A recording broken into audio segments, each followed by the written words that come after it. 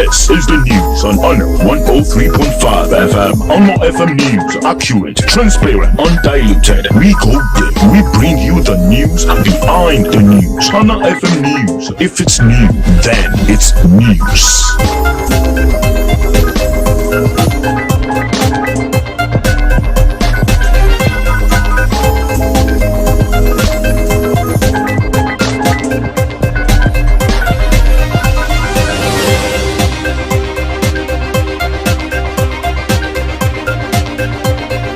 Good afternoon. Welcome to the World News at noon on Honor 103.5 FM. But first, the headlines.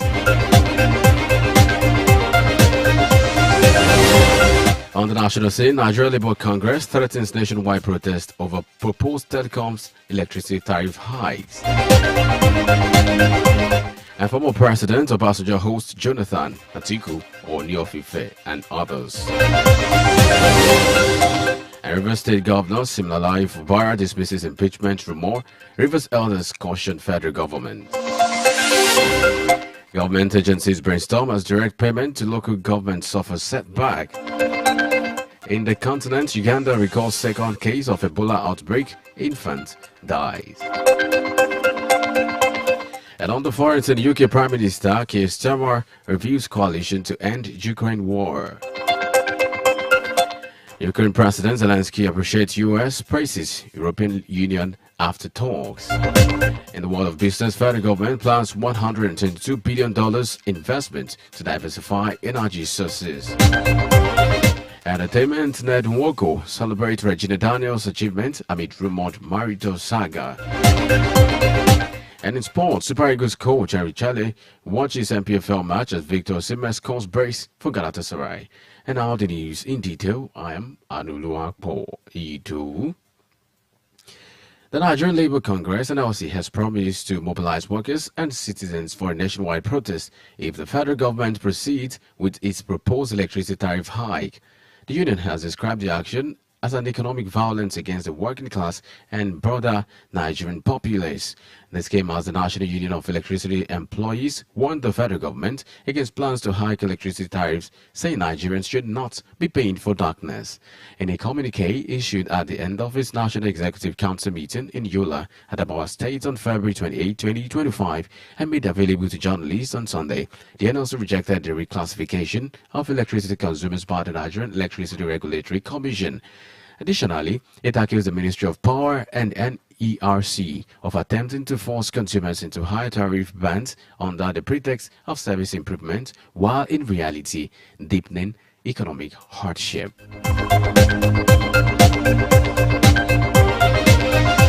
Straight away from that story now, Rivers State Governor Siminalayi Fubara has dismissed the fears of he being impeached governor of the state.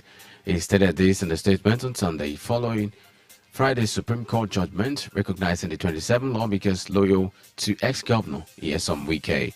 In its verdict on Friday, the Apex Court ordered the federal government to stop financial allocation to Rivers State until Fubara retraces his steps and presents the budget to the pro-Wike lawmakers led by Martin Samayewule. Also, the court also nullified the local government election conducted last year by Fubara. You recall that political crisis between Fubara and Wike had led to the splitting of the Rivers State House of Assembly into two, with 27 lawmakers backing Wike, while 4 backing Fubara. However, despite Friday's judgment, which shifted the balance of power in favor of the pro-Wike lawmakers, the Rivers State Commissioner for Information and Communications, Joseph Johnson, dismissed any fear of impeachment by Fubara.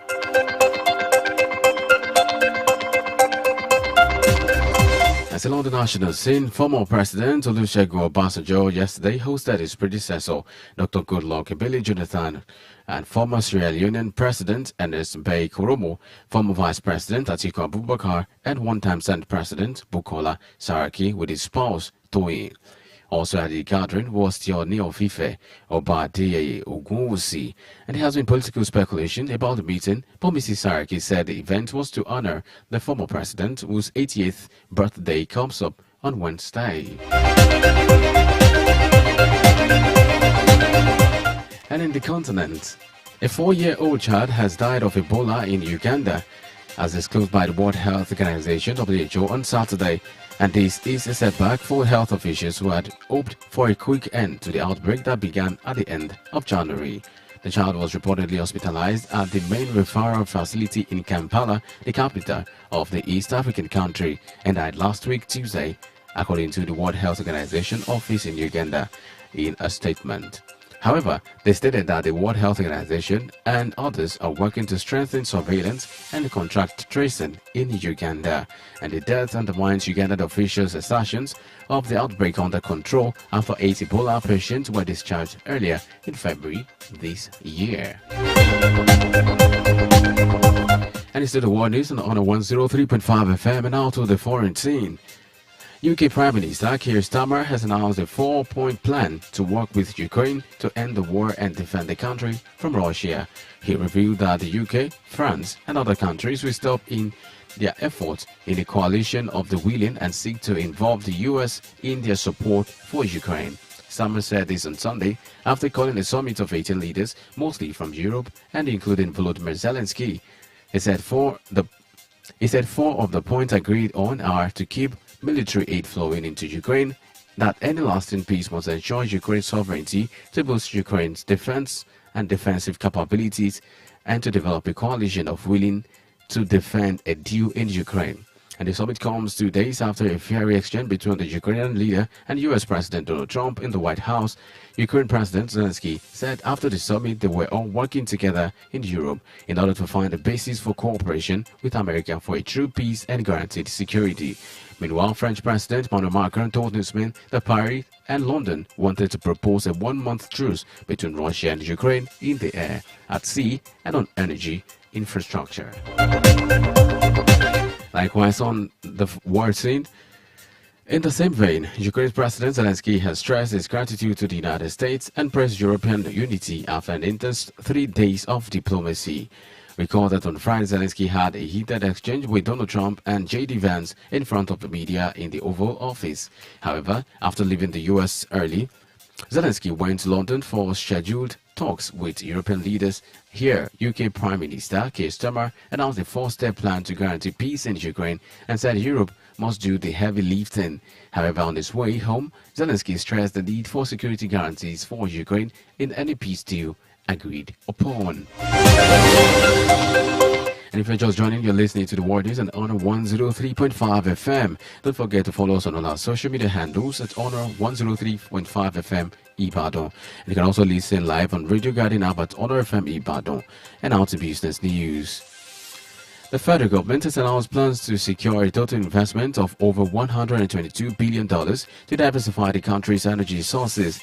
This is aimed at reducing dependence on the national grid and enhance the overall stability and sustainability of the nation's energy infrastructure. The amount to be raised between 2024 and 2045, representing 21 years, is to ensure energy diversification from the current electricity sources of hydropower and gas-fired thermal plants. And this investment proposal was disclosed on Sunday in the newly released 2024 Nigeria Integrated Resource Plan and the National Integrated Electricity Policy. It aims to diversify energy sources by incorporating hydrogen, solar photovoltaic technology, biomass, wind gas projects, combined with carbon capture, utilization and storage technologies, nuclear concentrated solar power and bioenergy. The new policy document awaits approval from the Federal Executive Council and seeks to create a holistic framework for the implementation of the Electricity Act to address transitional challenges, integrate other policies, and detail renewable energy strategies, amongst others. And in entertainment, Senator Ned Nwoko has congratulated wife Regina Daniels Nwoko on being honored as Nollywood Personality of the Year by a newspaper. The congratulatory message comes on the heels of a rumored marital saga between the couple, which sparked speculation about the state of their relationship. The drama began when Regina deactivated her Instagram account when she eventually returned after 2 weeks, then removed the husband's name from the Instagram bio, feeling rumors of a potential rift. However, Ned Nwoko's heartfelt post appears to quell the rumors as he praises Regina's dedication, talent, and passion for the Nollywood industry. And finally, sports Super Eagles coach Henry Chelle was among the crowd who watched home team Kano Pillars come from behind to beat Enugu Rangers 2-1 today in the MPFL, a move that has been commended by stakeholders in the sports industry. Meanwhile, Victor Osimhen braces against Kasim Pasa marks his 16th goal in the Turkish Super League for Galatasaray amid claims of an impending deal between Napoli and Manchester for the Super Eagles ace striker. Since he arrived at Galatasaray on loan from Napoli, Osimhen has been in rich form, which has made him one of the most sought-after strikers ahead of the summer transfers window. And before we go, here's a recap of the major stories. Reported on the national scene that Nigerian Labour Congress and also threatened nationwide protest over proposed telecoms electricity tariff hikes. Likewise, reported that former President Obasanjo hosts Jonathan Atiku, Oni of Ife, and others.